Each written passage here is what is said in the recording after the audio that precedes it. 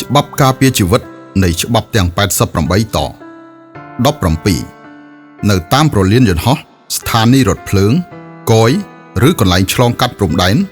កុំជួយកាន់ឬមើលការពារវត្ថុរបស់មនុស្សមិនស្គាល់គ្នាព្រោះអាចមានផ្ទុកវត្ថុខុសច្បាប់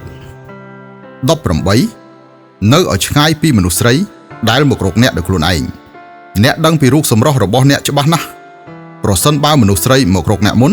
ប្រកាសជាមានគោលបំណងអ្វីមួយ 19 ពេលធ្វើដំណើរឆ្ងាយត្រូវយកថ្មសាកតាម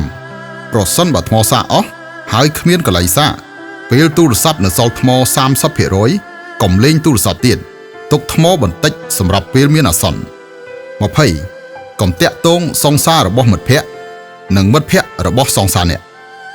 21 ព្យាយាមកុំមើលវងមនុស្សប្រមូលផ្ដុំគ្នាជាពិសេសករណីចំនួន 22 នៅឲ្យឆ្ងាយពីកន្លែងដែលអ្នកគិតថាមានគ្រោះថ្នាក់ 23 កុំជឿអ្នកលក់ដែលឲ្យរបស់មិនគិតថ្លៃតាមផ្លូវព្រោះពួកគេមានល្បិចជ្រាលជ្រៅនិងពិបាកទប់ទល់ខ្លាំងណាស់ 24 ពេលមនុស្សចម្លែកគោះទ្វារត្រូវតែបញ្ជាក់ឲ្យច្បាស់ថាជានរណាមុននឹងសម្រេចចិត្តបើកទ្វារកុំបើកទ្វារភ្លាមៗដោយមិនបានសួរអ្វីសោះ